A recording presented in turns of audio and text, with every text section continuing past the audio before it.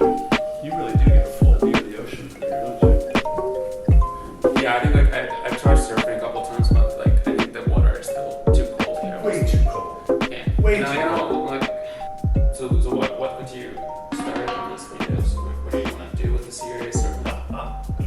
I'm reluctant to even call it a series. Oh, thanks. Thank you. Over the weekend, I just saw you chime in on Paul's kind of founder mode post. And it seemed like that both resonated with you, but it also kind of it hit some kind of nerve with you where you're like, felt like you were taking ownership for the way you've built Linear over the years in a different way over the weekend. I don't know if you felt that way or not.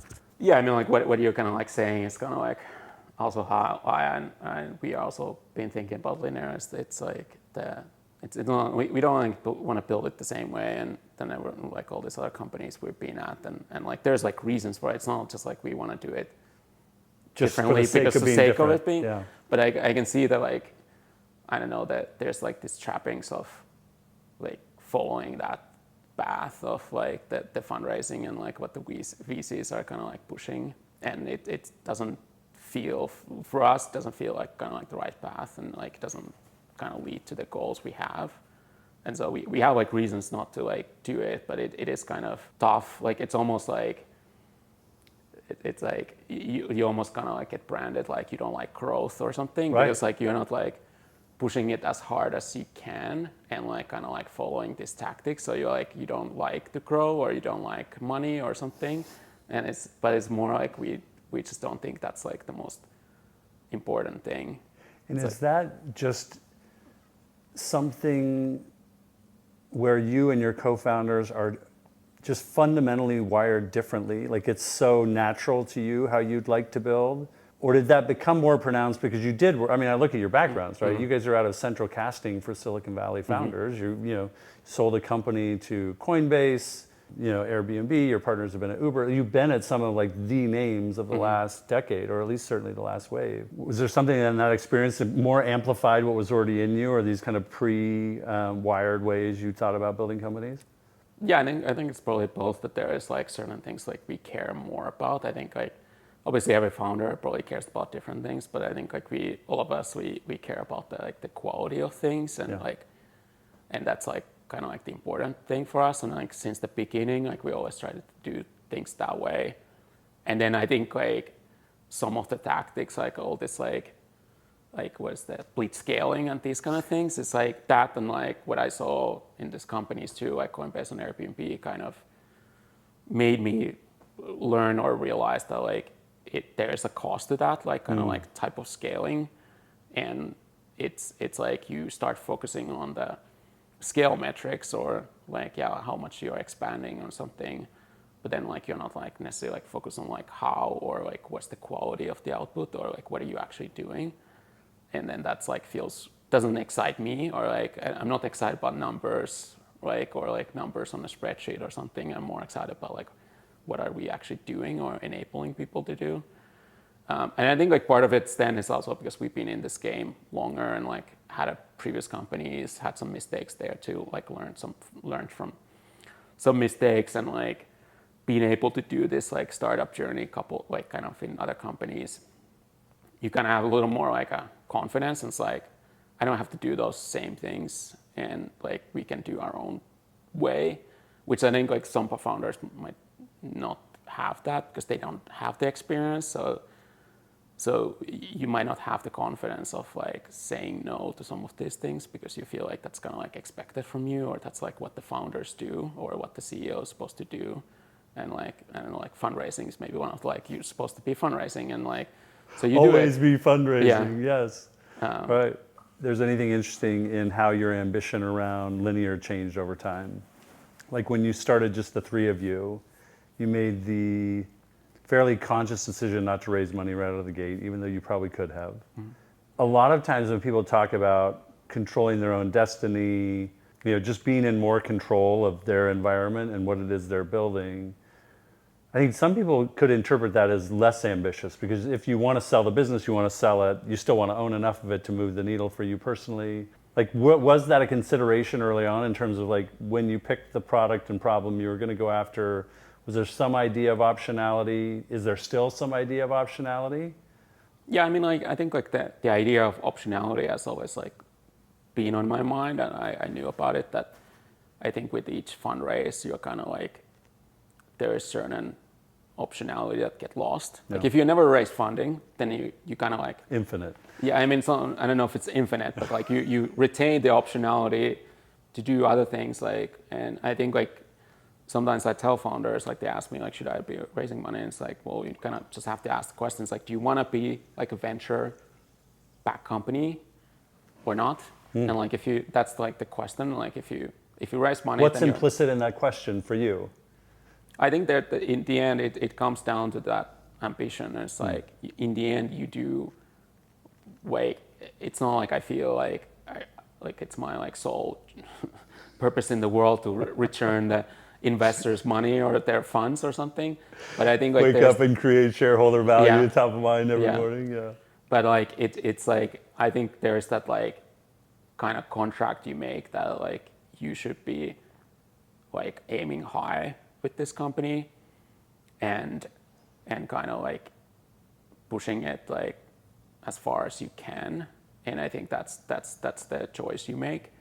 But then I think there's still the optionality is like how you do it. And I think like to question of ambition, I think initially I wasn't sure what, I don't know what the ambition was. Like I think it was, well, I think what we saw that like from our experience that there isn't really like a good product in this market, and like we experienced that multiple times in our jobs, and we felt that there should be a good product in this market, and we think we could make that product, and that was kind of like the ambition. Is like, let's see where it goes, and I think like if anything now the ambition has grown more because we do now support a lot of really amazing companies that are doing amazing things, and like most of the AI companies use us, and we have the like the Boom Arrow that's doing the fast planes, and Concorde. Like there's all kinds of. So I think like that what's really exciting to me is kind of figuring out ways how we can support these companies better and like help them more with their like product building workflows, and ideally help them like build something like really great or something high quality. And I think like that's kind of like that drives me, or the ambition is like I would like to see this as like linear used in as many companies as possible, and hopefully we can have like a positive impact in those companies and the outputs they make, like the products they build or the operations they have. But I think there is still that like optionality on the how you get there. And I think like sometimes people might see like if you're not pushing the growth like 110%, then you're like I don't know, like you're holding it back and you're not like serious enough or something. But I think like there's like in my mind it's like if you're pushing something like 110%, there might be something you're pushing 0% or like it's a negative. There's a cost to these things, and like I think often for a founder or a CEO, there's a cost of like focus or cost of kind of energy or something. And like, yes, you could be focused on a growth a lot and sometimes, but like why? And some companies, the why is that because we need to raise the next round, and like you cannot raise the next round if you don't have those growth metrics or some other reason, I don't know. But then like, because we kind of been trying to like navigate the company in a certain way that we are never in this kind of position, it's like we do need to raise the funding because otherwise we go down. We've been able to kind of like take a different path where it's like, well, I don't think we should be pushing the growth like 110%, because what we really should be pushing, like, and what we kind of identified from the beginning, or what I believe in the beginning, is that like the only way we win with this company and with this product is that the product is truly better than anything else out there. And then we want to be the best tool for software companies. And one of the things with being a best, we think, is like that the quality of the product and quality of the experience has to be really good. And then I think like if you push the growth, if you just focus your time and the team's time and the leadership time on growth or scale, you probably won't be focusing as much on the quality of the product or the experience like the customers have. So I think like so I'm more like thinking that the reason not to push the growth is more about pushing other things harder or focusing on other things harder, which might be not like that easy. Like it's not like that visible necessarily to investors or some other people that. How is it visible internally, or how do you recognize where you're pushing hard versus if you're not pushing hard on growth? And I think most would say what that would look like is just like hiring gobs of salespeople and like really dialing in an aggressive go-to-market, ramping up your marketing spend, all that stuff, and yet your pinned tweet says something along the lines of like, we have 4 salespeople. Mm-hmm. We spend, 0.5% on marketing. Maybe that's ratcheting up a little bit. Mm-hmm.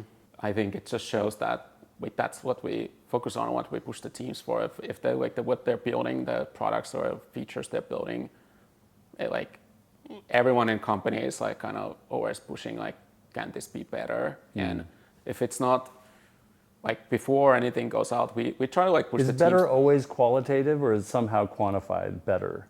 Do you know what I mean? It's such a squishy word. Yeah, I don't think it's like, in our case, we don't think it's like, you cannot like measure it. Okay. So it's more just, we have to try it out and try like, and like sometimes we do, like a lot of times we do test the new features or things with the customers. But before we launch it, we do look at it like very critically. It's like, is this done well? Like, is the idea, like, is this like workflow working well? Is it executed well? Is it like, does it feel right? Like, is it clear? So, and like sometimes it's not there, and then we just decided not to launch it yet. Like, we need to work on it more.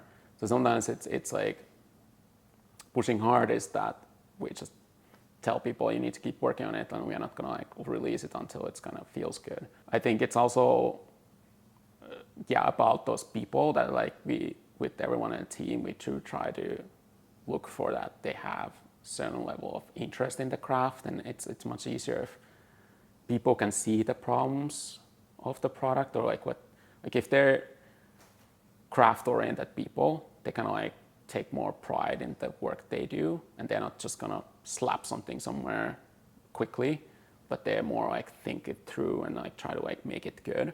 The starting point is already like pretty good because people naturally try to like craft things in a nicer way.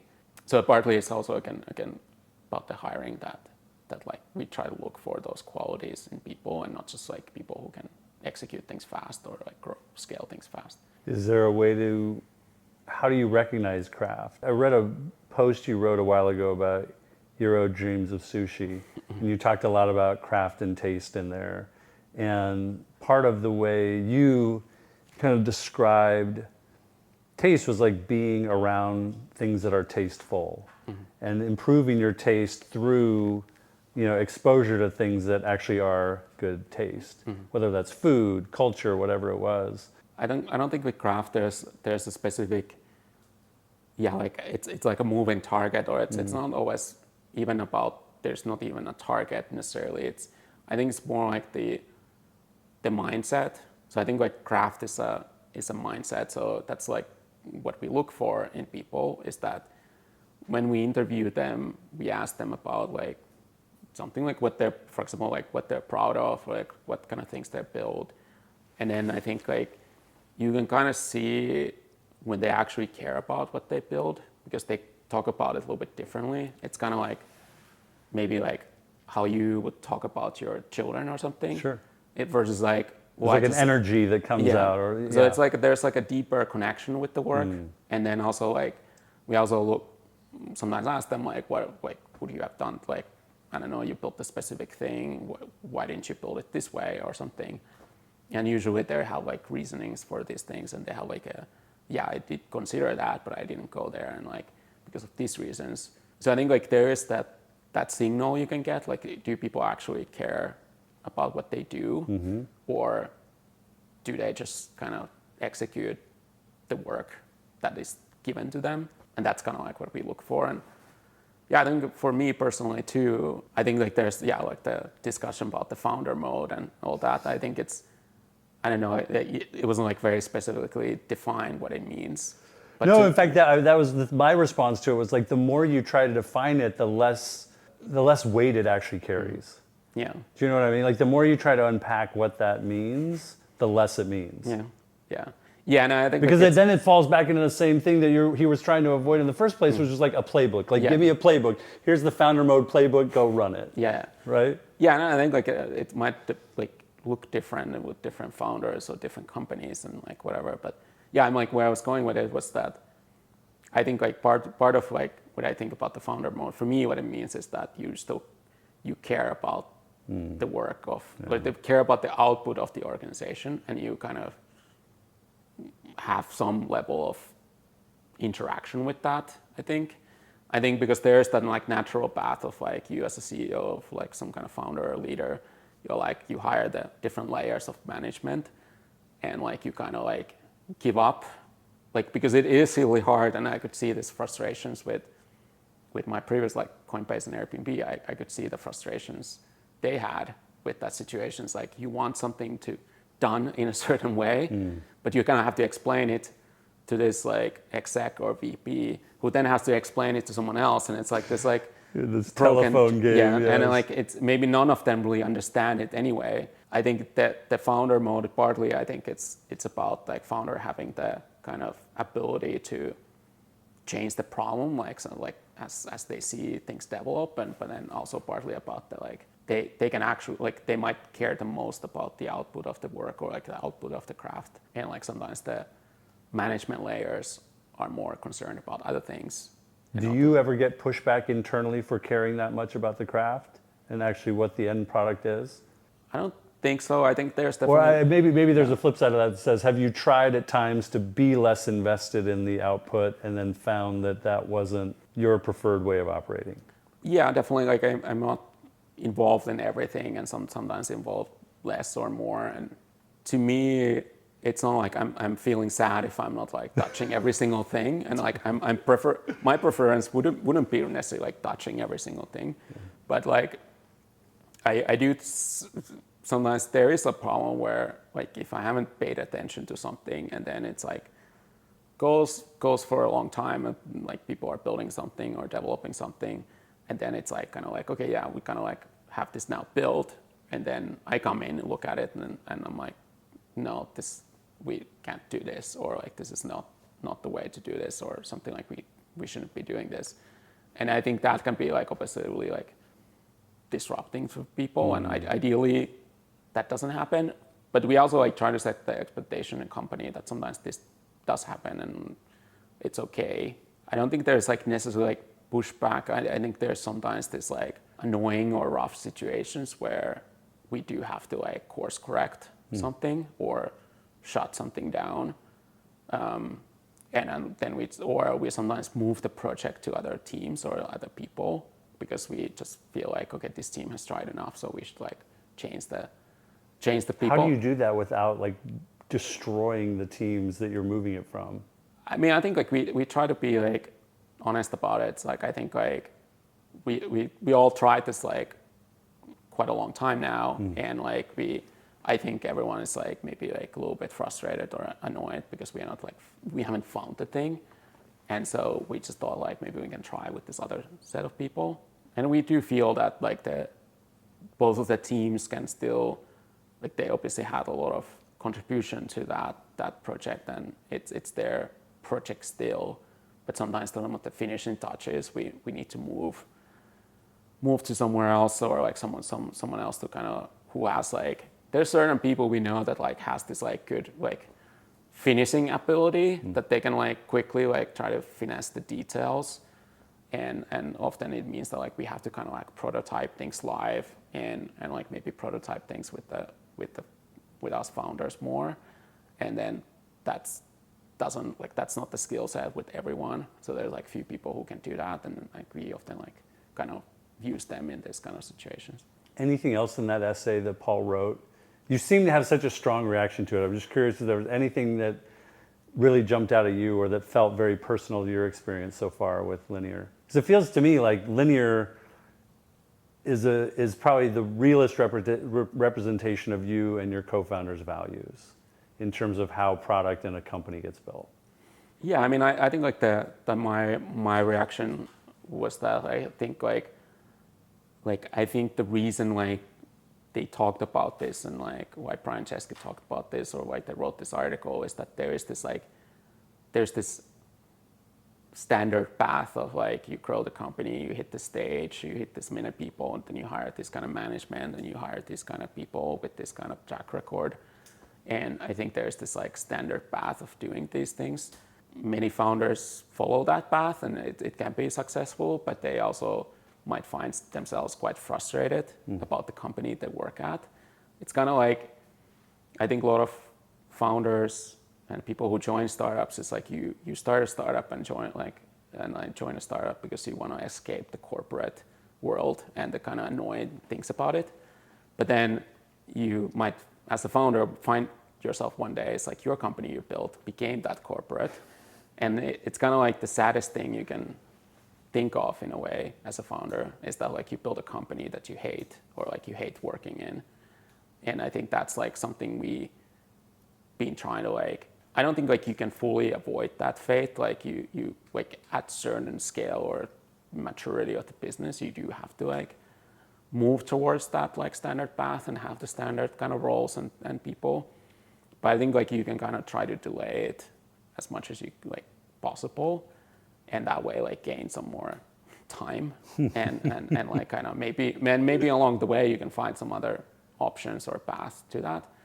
So I think like that's maybe kind of like resonated with me, and I think like sometimes you kind of have to second guess yourself because you're not following the standard path. So then you always have to like, as a founder, like think like, well, am I just being dumb not doing these things that everyone is telling me to do, or is there some like reason like why we like should do it like our way, or like something like we just feel like something isn't right, like we don't really want to do that, and then we try to like figure out like why is that, and eventually there's usually like some reason to it. But I think like maybe the main reason is that for us founders and everyone in the company, I think like we're just trying to build this company and culture where we would want to work in.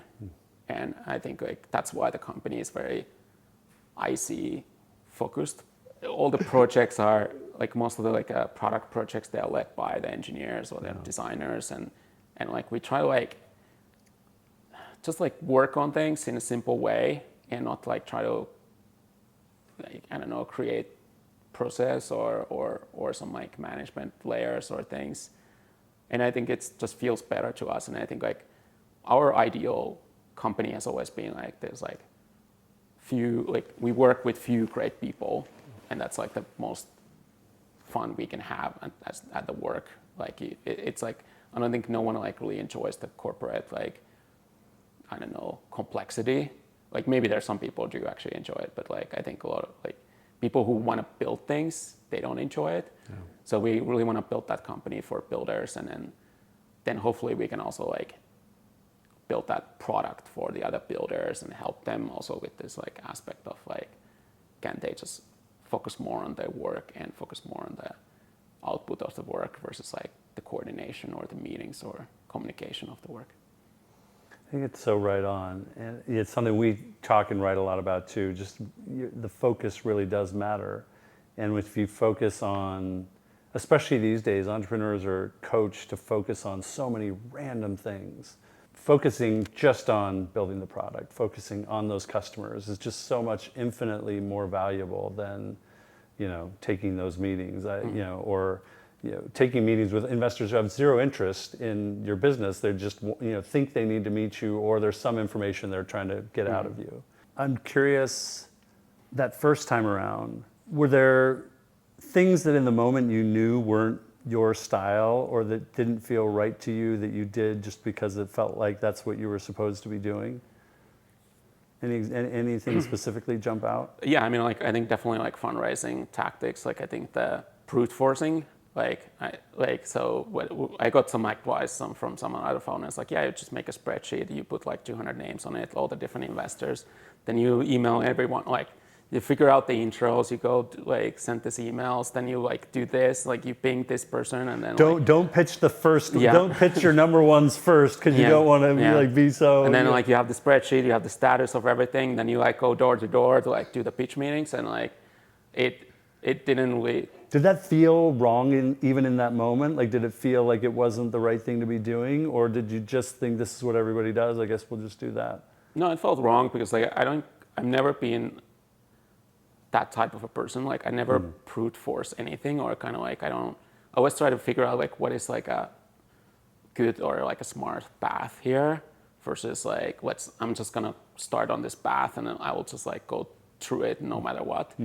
I rather like always kind of like wait to see like what is like the right path. So I think it's definitely felt wrong, and then I think like I also realized that like this tactic is successful with some founders and they maybe enjoy it, but I'm not that founder and I don't enjoy it, and I think it shows, and like it doesn't work for me.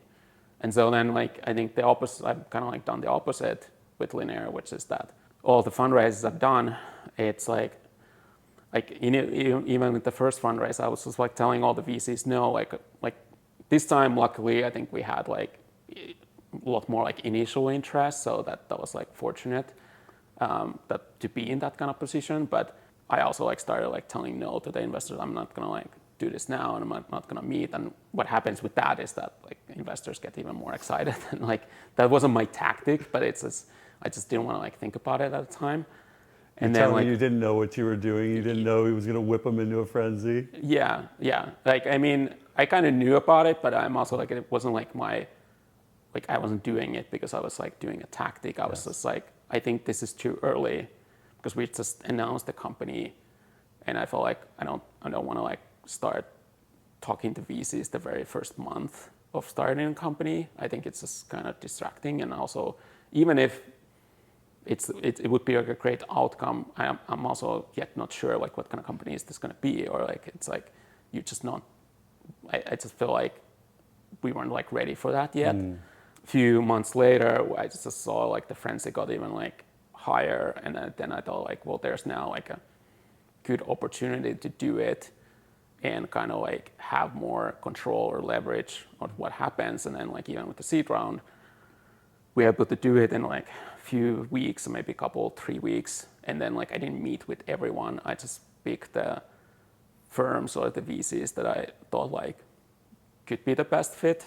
And then I try to like talk with them, like if they actually are like a good fit, as well as obviously I had to pitch them as well.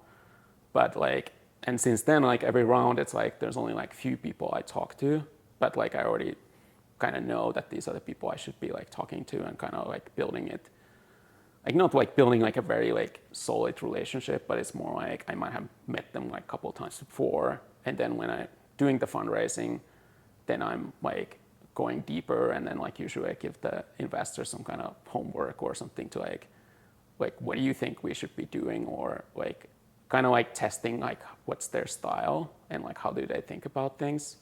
Like the answers they give are not necessarily like the most important thing. It's more just like what's their style, which then is what you usually get in like when you interact with them. Is like if people are interested in numbers, then they talk about the numbers, and if they are interested in something else, they will talk about something else. So it's kind of like the opposite from that. It's like you just make a spreadsheet. You don't care who you get if you just get the money, and like you just try to get optimized, obviously for firms or certain people, but you're not like you're not really thinking like what is a good fit. Like you're not even thinking about it because you're just not even. Maybe you're not thinking about it because you don't think that it's possible for you to pick those things and or like control that process.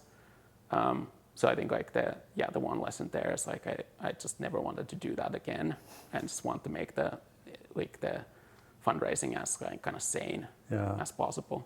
There's two things that makes me think about. One, have your filters for selecting investors changed? Kind of what you select for over seed? I think you've closed a Series B or a Series C so far? B. Has the filter of what you think you need or want around the table changed at all between the first round and the last round? Not really. Like I think the number one thing I just kind of look for if people are more kind of long-term thinking and kind of understand what we're doing and kind of can respect that. And how does that long-term perspective come through as you're diligencing them or as you're kind of going through a process with them? I mean, it's kind of partly comes with the answers or like how they like present themselves or like what they like, how they sell themselves. But I think I don't think there's like a super clear metric, but I do kind of have that discussion with them. Is like the way we're building this company, we're looking at these things a little more long term versus like what is this quarter or this year look like, and we have this like ambition or this direction we're going, but also we're not gonna want to hear these type of things, or like we don't want to be like hurried up in this journey, and then kind of like talking through that with them and see like what they say and like how they like respond to that. And obviously they can say like, yeah, that's great or whatever, but like I think they should have their own thoughts about this too. I think like our last, like with the Series B, when we went with Excel and Miles he wrote this like blog post about like sustainable growth. And I think like it's not like that was the thing we selected him for, but like that shows like he also like thought about this before, and like they have seen it in other companies too, that like you don't have to just pour the gasoline over everything all the time, but like you can, obviously you should spend your money on something and like grow the company, but like not in a like a kind of dumb way, or like just burning the money because you have it. You talk a lot about net negative burn in general. So this seems like something you are either optimizing for or just supremely proud of, that you've been able to maintain that. What does that number represent to you? Yeah, I think like it kind of like represents that like sustainable growth. Like I think like generally like it's considered like startups. You raise the money, you burn a lot of money, but eventually you come on the other side and you become like profitable. And like we kind of like been able to grow as well as many other startups, but like we've been also able to do that profitably. And like the reason for that is like I think it's the reason like the profitability is like that like we don't have that many people. We kind of optimize for other things. Like we optimize more the quality of people. We also don't have I saw something you said which I really loved. It was like, we think curate, not scale, when it comes to people. Yeah. Which I think is such a great framing. Yeah, it's like kind of like if you think about any kind of like social dynamic or like situation, going on a trip with someone or like a group of people, it's like, do you just want to like the group to be the biggest possible, or do you want to like select the people that you enjoy the most or something? Right. And it's like kind of like with the company, what we're trying to do as well. It's like we're trying to like we do need more people to do certain kinds of things, but then we also want to control like what kind of people come in and like how much, and like try to keep the kind of team as kind of small as possible in order to kind of like maintain that, I don't know, some kind of like the team dynamic or the culture. And that's something like we learned from other companies we worked at, is like hypergrowth it does like dilute the culture and also like dilutes kind of like all the work and can get really chaotic in the companies when most of the people are new. They don't have the cultural context. They have the context from other companies, but not from the company they joined because they're new. And that gets really like, can get tricky because like you have people and sometimes leaders pulling the organization into different cultures. And then like, if you're not careful, then it can like cause a lot of kind of issues. And then as a CEO, as a founder, that's like, what do you need to solve? It's like you're creating problems for yourself. And it's kind of like like some of these practices, like not hiring that many people, is part of like us not wanting to create unnecessary problems for ourselves and try to like spend more of our time on things that we think are more important, like the product or the customer experience or something like that. But yeah, on the negative like burn rate, I think I would say like what it represents to me is just that like we are much more in control of our path, and it's not like part of it is that the growth is real, that we're not like artificially pumping it with money or something. And it's actually the growth is coming from the fact that like people choose the product over some other products. And then the second thing is that like we can be much more like controlling long term, that like we can spend the money or spend the time on doing what we think is right and don't have to like chase the next round or the metrics for the next round and like focus on that and focus my time on it or focus the team's time on it. Again, like we can just kind of like ignore the whole like, it's almost like the money doesn't exist. Like we just, the fundraising or the money, nothing exists. We just like keep building our things and then like focus on that and try to do it as best as we can. And then I hope that the results come from, like there's good results from that. But the money does exist, and somehow you've been able to maintain this for what, 5 going on 6 years? I mean, yeah, I mean, the company is total like 5.5 years old. But then I think we've been profitable last 3 years. That's it's incredible discipline. Most people couldn't sit there with that much money in the bank and not go crazy with it. Yeah.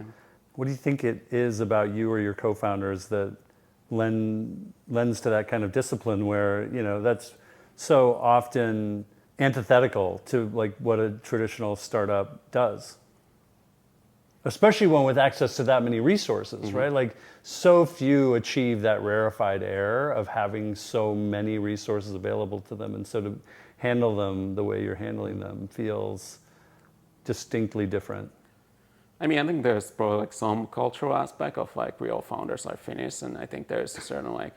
Is there something Finnish about the way you're going about life? I think it's like the Finnish culture and like a lot of the like also like the Finnish design. It's often like the reason like Finland has a lot of like wood furniture, and like these days it's like that's very like trendy and people like that. And but then also the forms are kind of simple because it was kind of necessity. Like there wasn't like a lot of time to like do, or like people didn't have the money or time to like do this like ornate kind of things. They just like, let's just do the simple form and like make it practical. And then I think there's some aspect of that with this company building too, is that we kind of don't see the need to like overextend ourselves and like kind of try to do too many things, and kind of we are okay like holding it back and kind of waiting for the right moment to do something.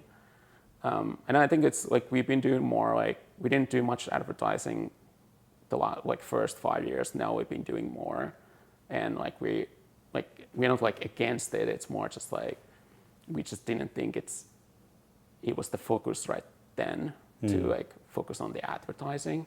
Like we should focus on the product and like making sure it's like there's the kind of like product market fit and for different kinds of companies or different segments of companies.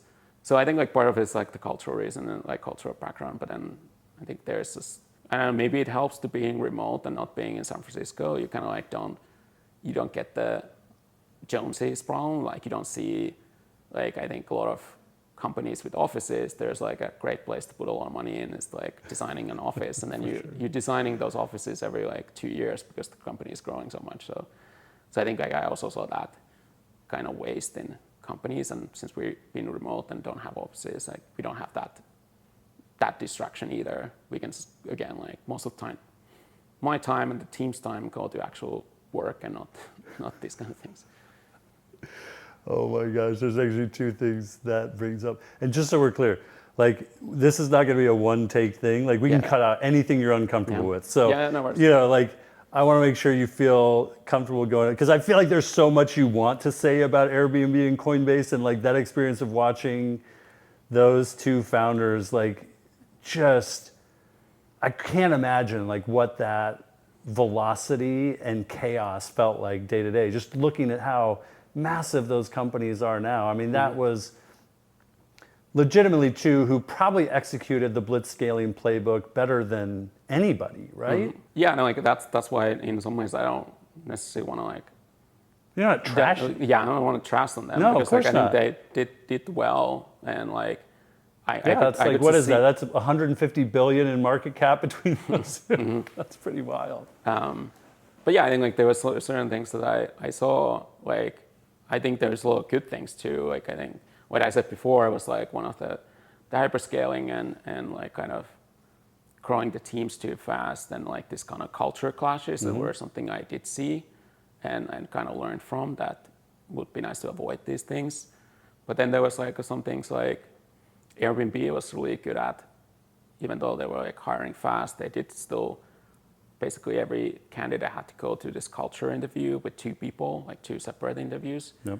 And I think it worked. Like you could see that like they were selecting people that were like objectively nice people, like warm people and nice people, and like that showed up in the culture and with the teams and the people, and kind of shows that like simple things like that in a way like can really have a big impact. And I think Airbnb always was like, I think the culture was really special, and obviously the CEO Brian always cares about it a lot. And I think like same with Coinbase, like I don't know the later stages, but early stage, they did this also like this work trial that we are doing as well. Like so before the candidate, in part of the candidate interview process, there's this like 1 week. In Coinbase case back then when I joined, it was 12 people at that point. So they did 2 weeks. 12 people. Yeah.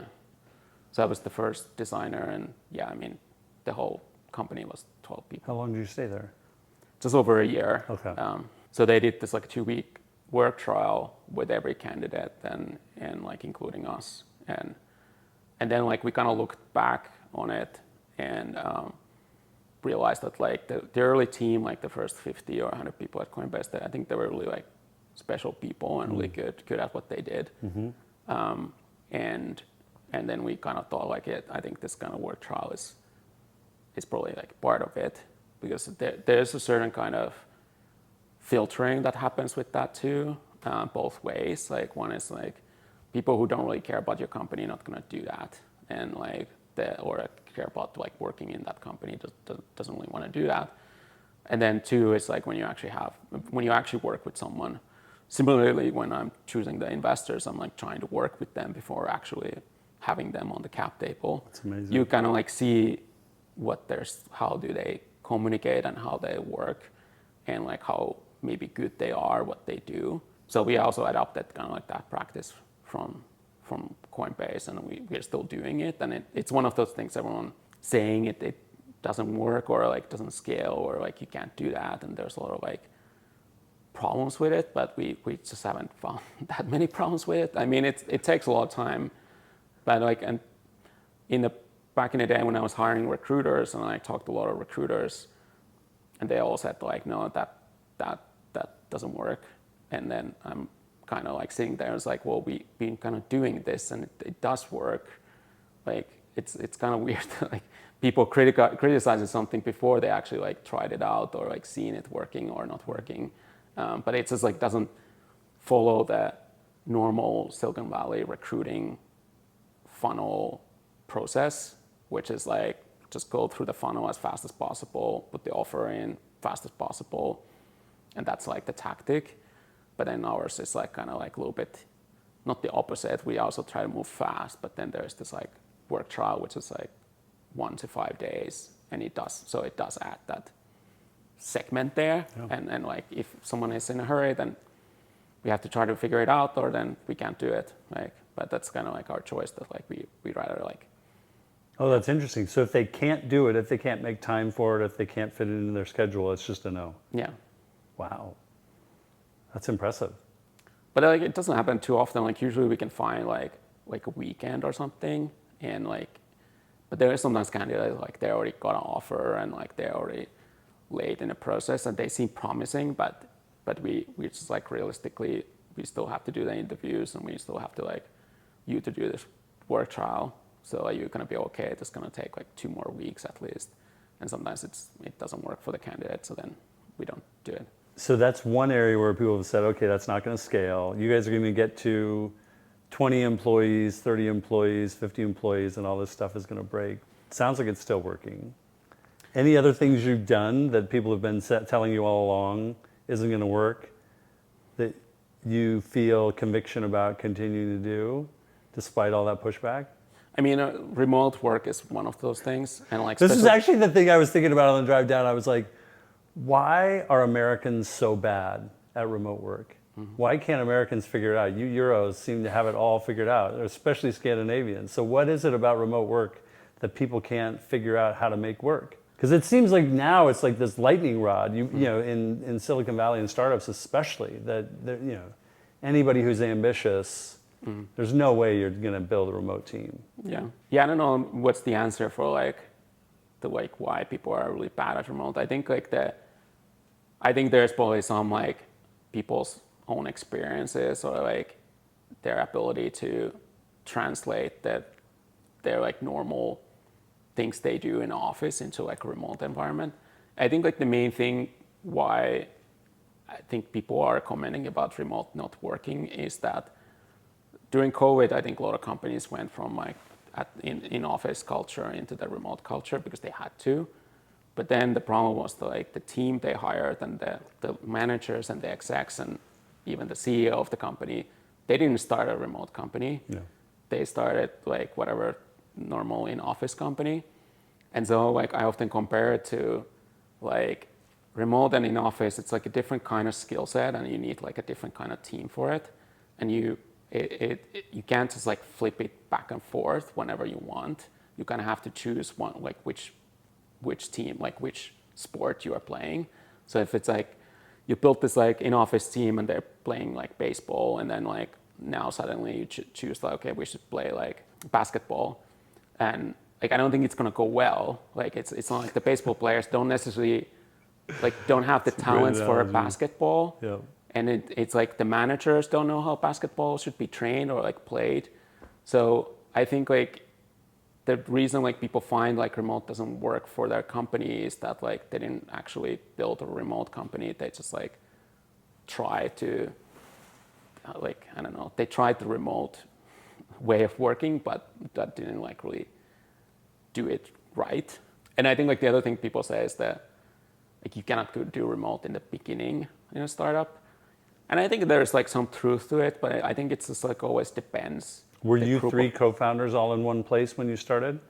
Like the first month we were in like San Francisco, but since then like we've been like remote. But I think like we known each other for long, like over 10 years. And like we kind of like did this like research together, like what are we even building and like what are we trying to do? And we are kind of like all pretty aligned what we're doing. So I think that's kind of helped us to kind of like build it remotely because like we already have like some like shared understanding. And then it's just like the fact of like then like whoever else you hire, you kind of have to like try to bring them in as much as you can into that understanding. And then I think you just need to hire different kind of people that not everyone wants to work remotely and not everyone can do it that well, or they don't necessarily have the right skills for it. So I think why is it important to you? Because like someone was asking this question over the weekend. It was this viral tweet of some guy, looks like he's on Instagram maybe, who said something like, how did America fumble the bag so much on remote work? My response to that, which I think echoes some of yours, was remote works when the CEO wants it to work. So why do you want it to work? Why does it matter to you? Yeah, I think like when we started a company, we started as remote, and I think there was like two reasons. Like one was like just purely personal reasons. Like when all of us founders, we kind of like sit there and like we've been in San Francisco for about 10 years, and like when you start a startup, it's like probably at least a 10-year journey. So the question is like, do we want to stay here for the next 10 years? And the answer was no. So that was like partly like purely like a personal reason. I think the second thing, this was like before COVID, so the remote wasn't such a big thing quite then.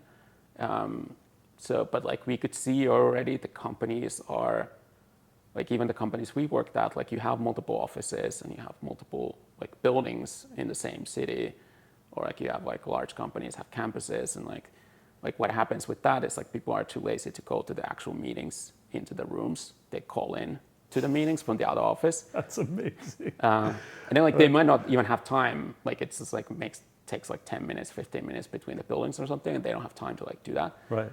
So what happens is like you actually like a lot of your meetings start to look like more like remote meetings, and like there's like few people in a room, few people on the screen, and it's a little awkward. And I think the second thing is like I think more of our work today we do in tech or in software, it's actually happening in the different tools in the computer.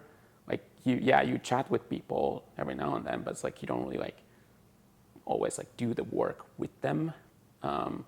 And so I think like we kind of saw that there is this like, I don't know, direction where the industry is going, which is going to be kind of more remote or more like based on the, like you work in your computer doing the things and you maybe chat with people there and like whatever. And I think like building a product that helps people to coordinate work and communicate work, it's like, I think the remote case is harder because you don't have all the other, like just seeing people around you and talking to them. Like you don't have that option. So a lot more of the communication has to happen through these tools. So I think like for us, it also meant that like we have to like build the tool so that it supports the remote case. And then if it supports like it works well for the remote case, then it should work for the in-office case, because I think the case is a little like easier there. Have you found that to be the case? I don't know if I have like a proof for it, but I do think I would say like even in our own company, you do need to like write things more and like communicate in different ways. And that's like one thing we look at when the people we hire, everyone should have quite good like communication skills. How do you test for that? Because like, I would imagine some people are really drawn. In fact, funny enough, a friend of mine the other day who's the CEO of a fairly large software company sent me a screenshot of all the last like 30 candidates who had passed on working there. And I would bet on the order of 80%, maybe 85%, was the reason they weren't joining the company, why they turned down the offer, was because it was in person, not remote. Yeah. Well, I mean, that's like, that's one thing. Is like, I think some people like to be in person, but I think a lot of people now, I also hear it from other founders, it's sometimes tough to get people, like, even if they live in San Francisco, it's like, I don't want to come to the office every day. Right. And like, I don't want that. And I have options. So I think it's kind of can be like a perk too, like that, like you are. So how do you filter for, because this is the same CEO who 2 weeks ago was telling me he just found out in 1 week, 5 of his senior people had second jobs. And so he had to let go 5 people because they were like managing, it was like you read about this in the newspaper, then suddenly this is actually happening in your company where someone has 2, 3 separate full-time jobs they're trying to run. Yeah, I mean, like testing for the person and the communication, I think it is a lot of it's the work trial.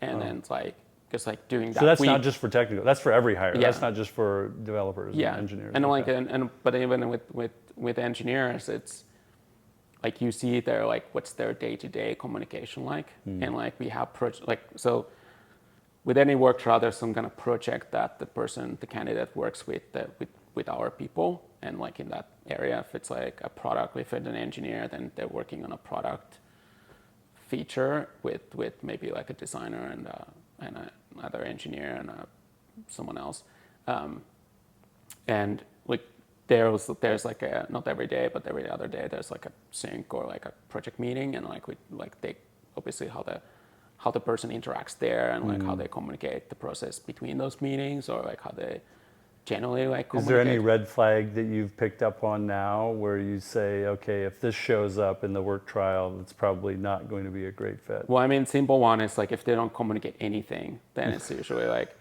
a red flag. And even if the work would be good, which usually it isn't, I think like really the good people kind of like, and we tell people it's like, hey, you should probably communicate more than you think, because this is like, it's not like exactly real working conditions, because it's like kind of condensed in like 5 days. Yeah. You probably should say something like, you should communicate probably something every day. And we tell people that, but still sometimes people don't do it.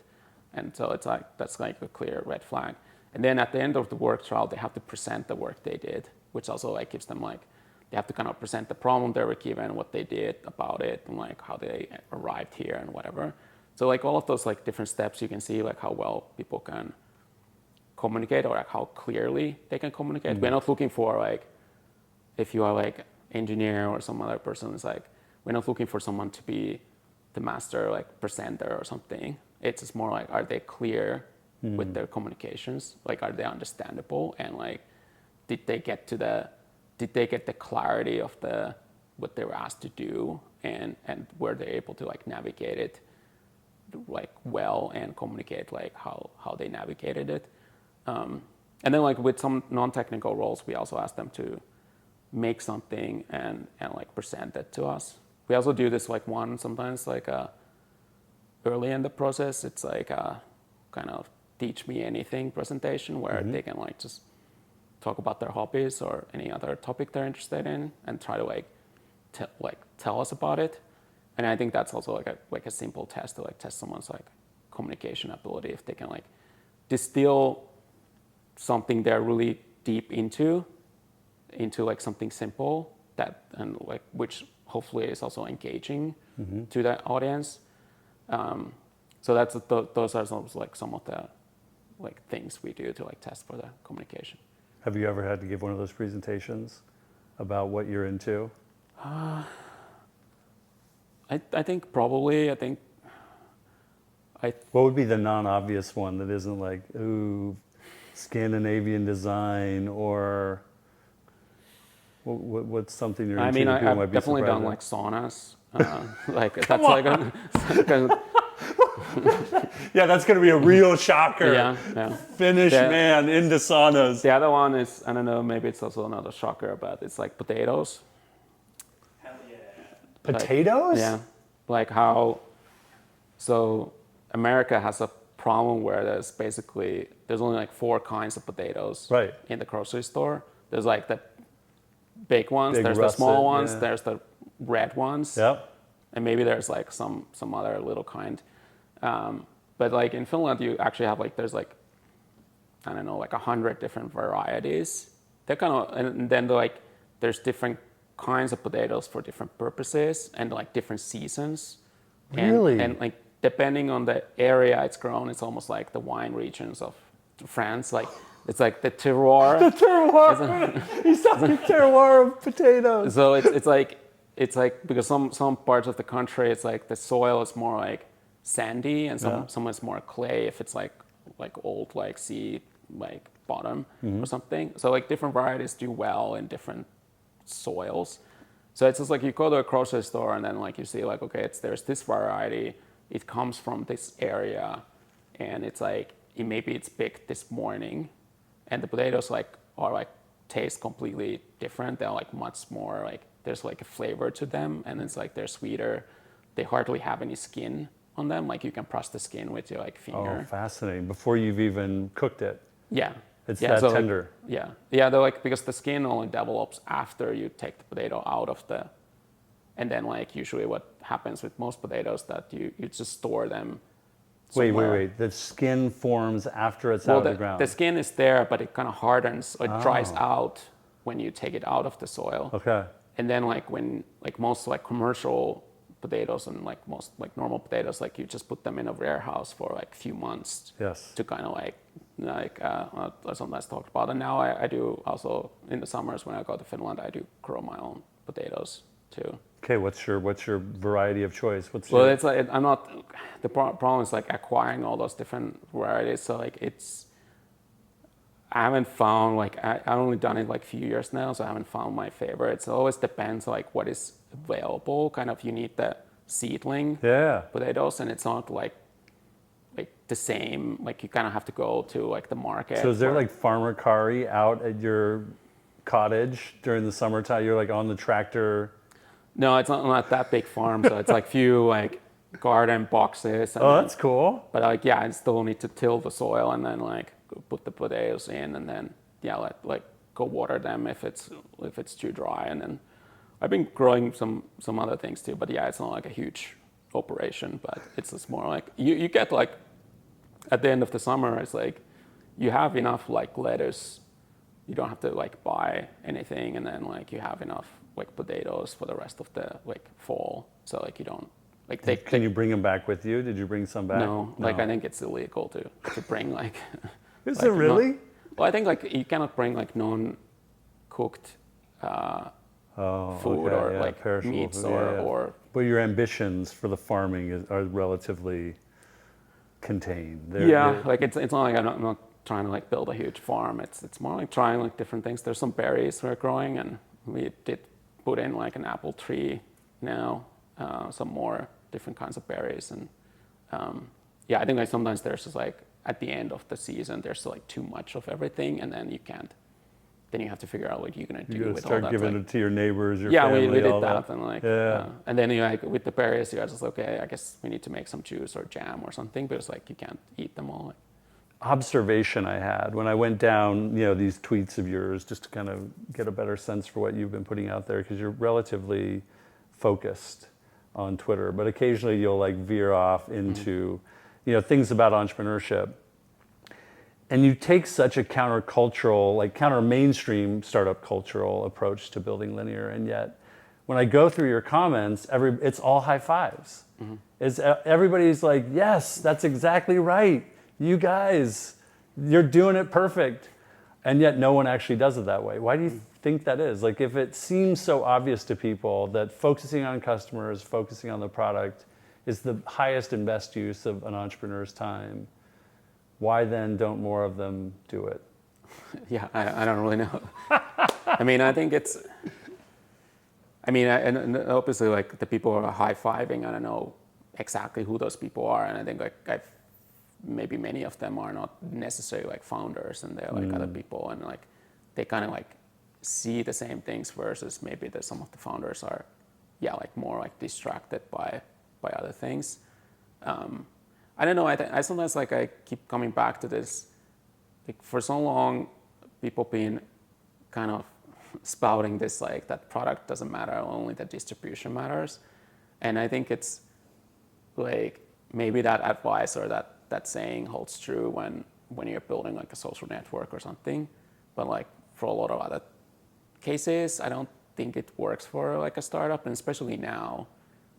Like one of the things I've been like talking about is that the whole like MVP approach to startups, and like I think a lot of this like advice goes into that kind of like category of like try things fast, try to do things as fast as possible, try to like all kinds of things, all kinds of tactics, growth hacks, A/B testing, everything like you can think of to like force the growth out of the like suck the, I don't know, like find the growth in this like haystack or something, versus just like sitting away from the haystack and trying to like build something that people actually want to like see.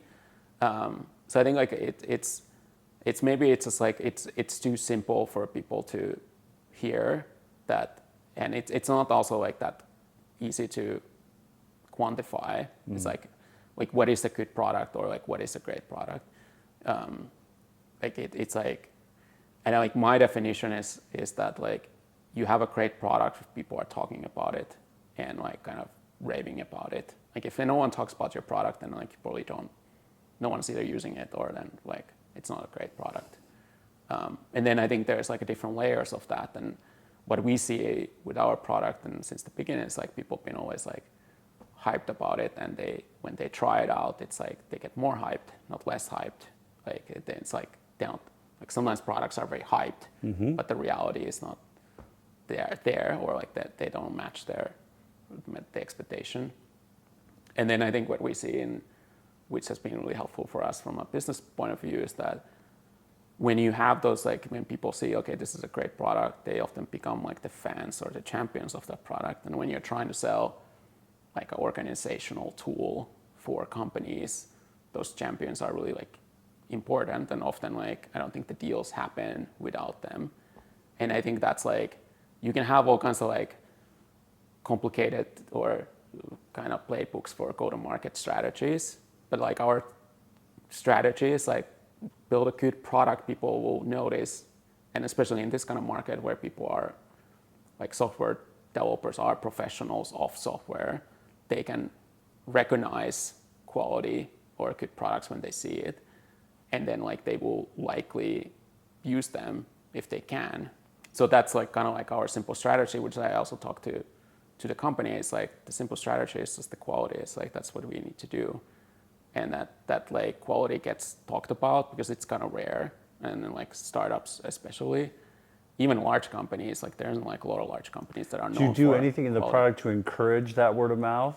I don't think so. Like, Okay.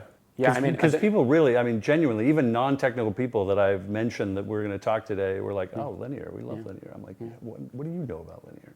yeah, we never done anything like no kind of tactics or hacks, and even like like when you onboard to the linear, we kind of like politely ask you to like subscribe to the newsletter, but it's opt out like by default, so you have to opt in, and like we try to be like we don't like trying to push that it. feels very Finnish. Yeah, well, it's that's like the opposite of the growth hacks, where you're trying to like trick people into doing stuff, and I think that's like I don't know if is that the right focus you should have as a founder or like product builder. I think like it can be successful, I guess, but I think like we just try to like how can we like just make the product good so that people will use it and like talk about it. That strikes me though as one of those things you would get pushback all the time on like word of mouth is going to stop scaling at a certain point, right? Like I think your pin tweet had 4 salespeople. It sounds like maybe you've added a few more. Yeah, I think there's like 5 or 6 now, so it's like not that many more. 25%. But I think we are hiring more. But I mean, like I think there's always this like warnings people give us, like, well, what are you gonna do next year, or like year after that? Like you're at this scale, like what are you gonna do? And I think like those are good questions, as long as we think about it and like try like maybe we change something or like think about it, what we should do. But in some ways, we also like we've been like kind of succeeding this way so far, so I don't necessarily see the reason why would it stop right now, and especially because like this is like none of these things are based on any like a growth tactic again. Yes. It's based on the real thing, which is like the product works for the people, so that's why they use it, and then like because they like the experience, they talk about it. And then if anything, I actually think it's like it might even accelerate, because the more people you have exposure to the product, and in this industry people change jobs all the time, and also people's careers progress. So like engineer today, I don't know, in 5-10 years they might be like director or VP of engineering in some company, and through all that time they like been using linear, and like they maybe like have hopefully like fond or good memories about it, or like good impression about it, so they will like, if the company they join And don't at that use point linear, you haven't brought in some non-product focused CEO who's now running it into the ground, right? Yeah, hopefully not. So we just think that like this actually like the longer we are in the market and like more, and that's like kind of like some of our goals. It's like it's more about like, can we like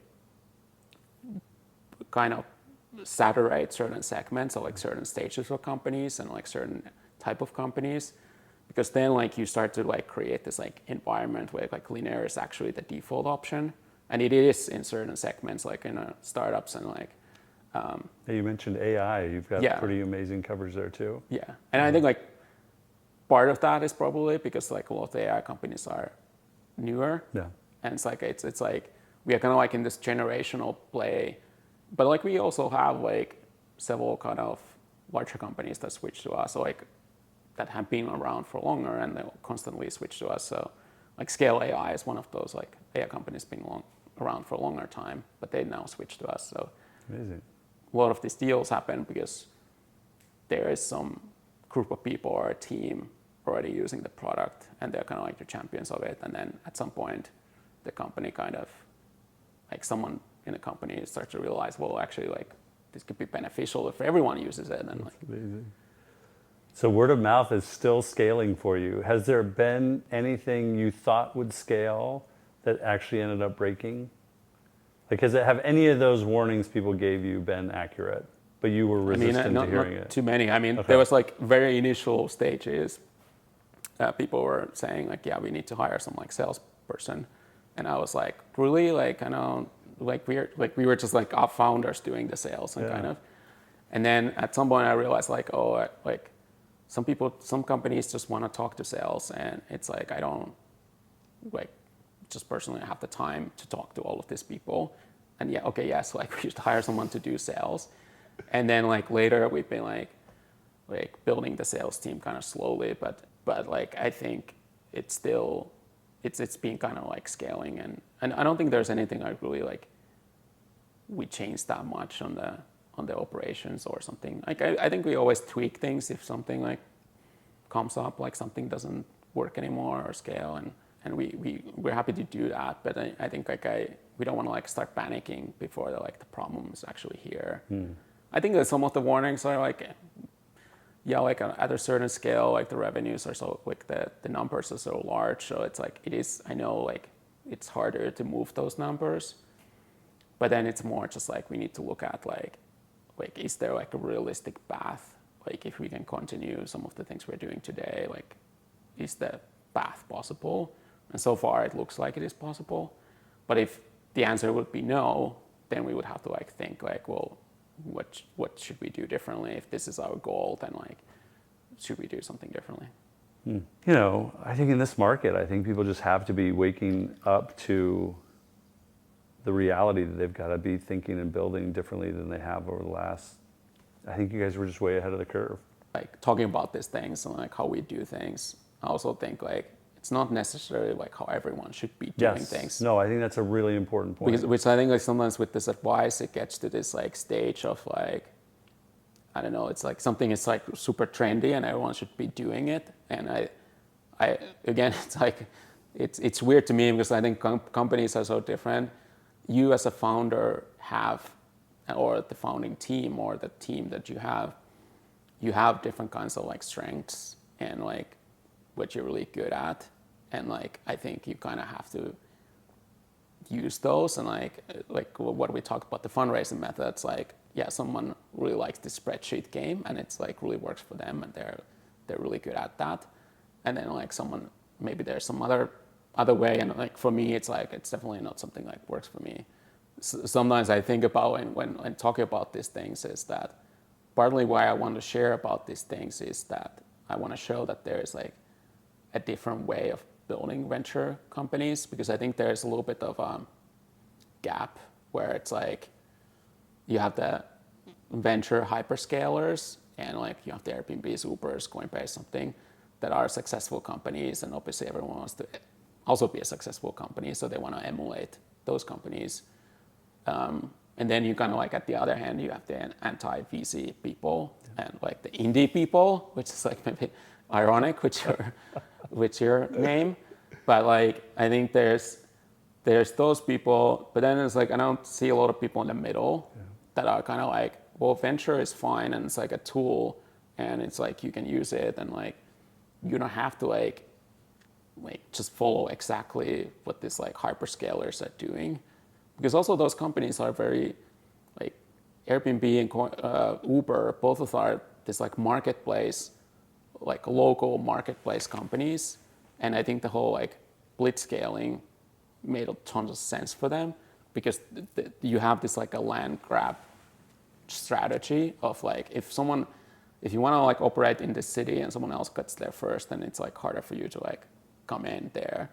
But like our product, we're selling this like project management software for software companies, and there's a lot of tools out there. It's like we don't need to land grab anything, so our strategy should be different, and like we should just think like, what is that strategy? Like what is our like advantage or angle or like path to do?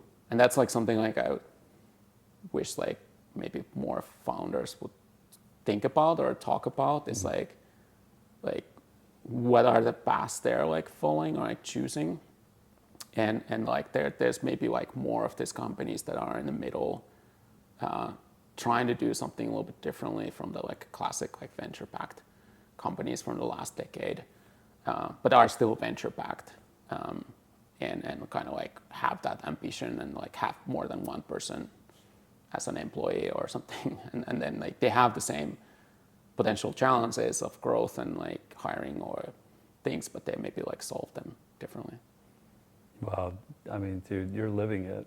You really are. I mean, I think you're a name that comes up all the time from founders that we talk to whose work they would love to emulate in their own way. You know, like you said, I think your path is such a uniquely carved one of your own will and own values, and I think you leading out with that, and you and your team, your founders, all the people you've brought on board to support it, I think is setting the tone for an entirely new generation, this kind of next generation of companies.